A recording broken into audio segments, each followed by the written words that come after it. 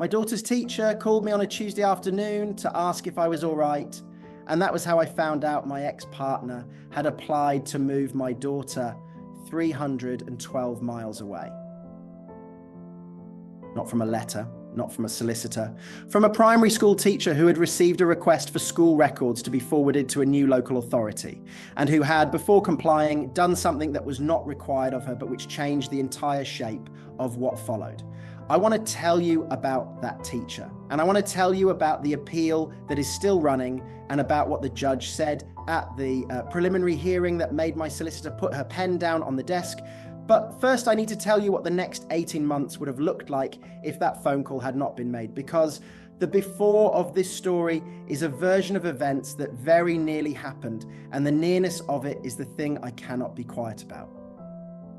My name is James. I am 33 years old. My daughter's name is Evie.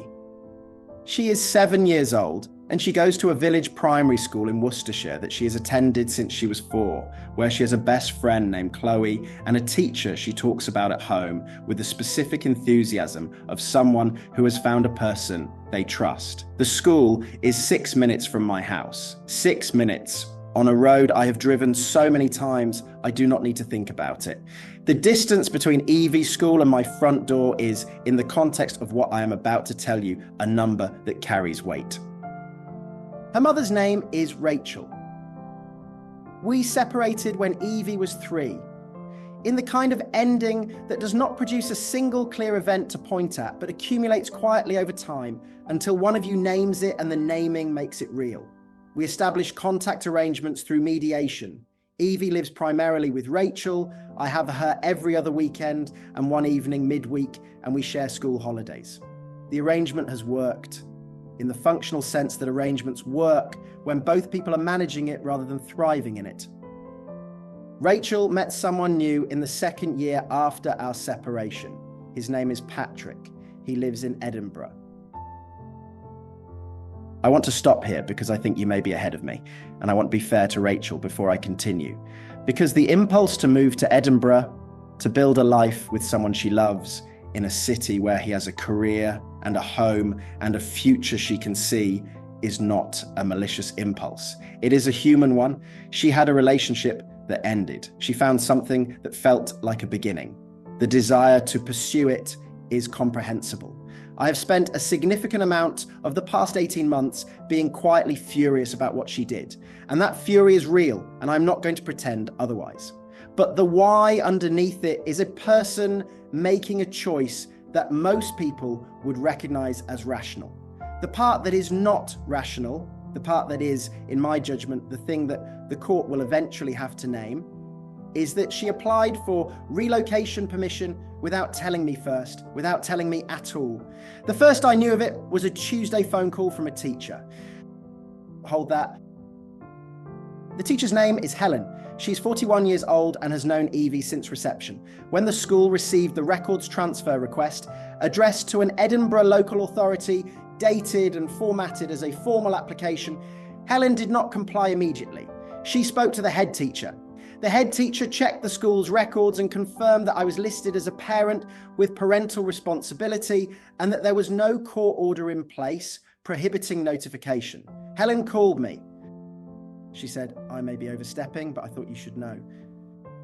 She was not overstepping. She was doing the thing that the legal architecture of parental responsibility is designed to enable, and which in practice often fails to produce because nobody enforces the notification.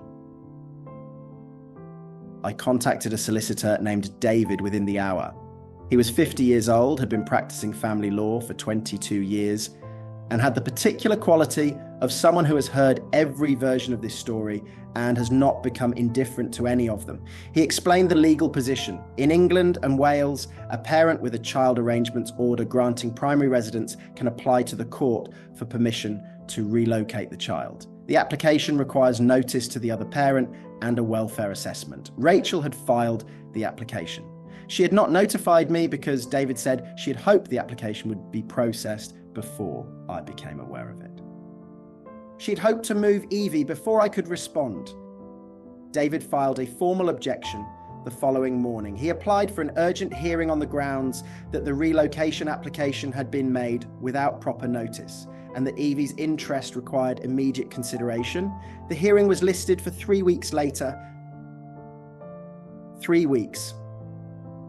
3 weeks during which I drove the 6-minute road to Evie's school twice, sat in the car park in the cold, watched her come out of the building in her coat with her bag on her back, and tried to calculate what 312 miles would mean for the 6 minutes. It is not a calculation that produces a comfortable number. 312 miles is 5 hours by car. Minimum, it is a direct flight that runs 3 times daily, but not always at the times a 7-year-old needs.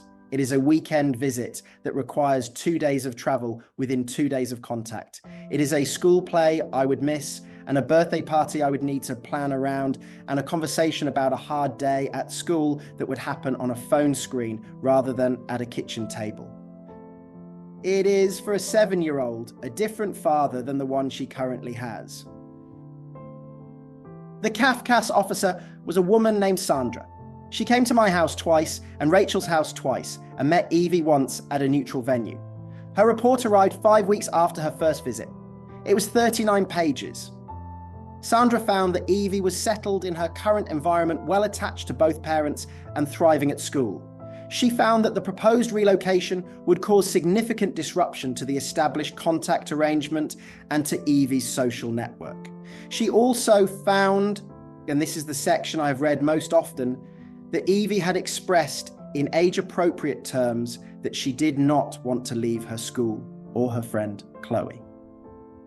Not Chloe's surname, just Chloe. The friend who has known Evie since they were 4, who the CAFCAS report noted by first name as evidence of a rooted, significant relationship. Sandra's recommendation was that the relocation application be refused in its current form. I thought, reading that recommendation, that this would be the end, that the process had worked, that the system had seen what it was supposed to see and produced the outcome the evidence supported. I was wrong about how long it would take to become the end. Rachel's solicitor challenged the CAFCASS report. He submitted a supplementary position statement arguing that Sandra had given insufficient weight to Rachel's right to develop her own life, that the relocation offered Evie genuine educational and social benefits in Edinburgh, and that a refusal would trap Rachel in a geography that no longer reflected her family circumstances. The position statement was well written. It was professionally argued. It contained the sentence that has lived in my head since I read it. The court should not treat a mother's ambition as a threat to her child's welfare. A mother's ambition. The preliminary hearing was before a judge named Nicholas. Nicholas read the CAFCASS report, both position statements and the school's welfare summary, which Helen had provided voluntarily, which ran to 3 pages and which described Evie's school experience with a specificity and warmth that I found reading it almost unbearably accurate. Helen had written about Evie's friendship with Chloe, about the reading group she had joined in Year 2, about the specific way she carried herself on the playground, which Helen described as a child who knows she belongs somewhere. A child who knows she belongs somewhere. Nicholas asked Rachel's solicitor a question that nobody had anticipated. He said, "In your client's assessment of Evie's welfare, what specific provision has been made for the maintenance of Evie's friendship with Chloe?" The solicitor said that children form new friendships readily and that the disruption would be managed through school transition support. Nicholas said the question was about Chloe specifically, not about friendships in general. The solicitor asked for a moment to consult his notes. He did not have an answer in his notes. Nicholas said, "That is the question you should have had an answer to." Here is the delayed reveal. The thing I've been building towards since the beginning. Rachel's application had been filed 7 months before Helen called me. In those 7 months, Rachel had enrolled Evie in a waiting list for a primary school in Edinburgh, had arranged a viewing for a property in the city, and had, according to documents disclosed in the proceedings, informed Patrick that the move was confirmed for September. Not probable, confirmed. She had represented the move to Patrick as settled before the court had considered it. She had planned to take Evie in September. September was 11 weeks from the day Helen called me. Nicholas did not refuse the application at the preliminary hearing. He made what he described as a minded to refuse indication, which is judicial language for, if this proceeds to a full hearing on the current evidence, I will likely refuse it. He gave Rachel's solicitor the option to withdraw the application voluntarily or to proceed to a full hearing. He also made a specific direction that Rachel was not to take steps to progress the Edinburgh relocation in any practical sense while the proceedings were live. Rachel's solicitor approached David outside the courtroom with a settlement offer. Rachel would withdraw the Edinburgh application. In exchange, I would agree to an extended summer contact arrangement, allowing Evie to spend more time in Edinburgh with Rachel and Patrick during school holidays, and I would agree not to seek costs. David presented it to me. He said, it closes the matter. He said, Evie stays at her school. He said, the question is whether you accept. I said, no. David looked at me. Wait, he said, can I ask why? I said, because withdrawing voluntarily leaves the door open for a future application, because there is no formal finding on the record about what Rachel attempted and how she attempted it, because I want a judgment that names the 7 months of preparation and the September move date and the fact that my daughter's teacher had to call me on a Tuesday afternoon because nobody else was going to. I said, I want a judgment, not a settlement. He said, understood. He said it in the tone of someone who respects a decision while cataloguing its risks. The full hearing is listed for November. The appeal against Nicholas's minded to refuse indication, filed by Rachel's solicitor on procedural grounds, is being considered at the same time. We are waiting. Evie is at school. Chloe is still her best friend. The 6-minute road is still 6 minutes. Helen asked me in September, when September came and Evie was still there, still starting year 3, still hanging her coat on the same peg, how things were going. I said, still running. She said, she's doing really well. I said, I know. She said, I'm glad I called. I said, I am too. And the detail I mentioned at the beginning. 6 minutes. 6 minutes from my door to her school. In September, when Evie started year 3, I drove it, just drove it, did not need to. She goes with Rachel on school mornings, but I drove it anyway at the time she would be walking in, and I sat outside for a moment and thought about 312 miles and what it would have meant and what 11 weeks would have felt like if I had not known to stop it. 6 minutes is not nothing.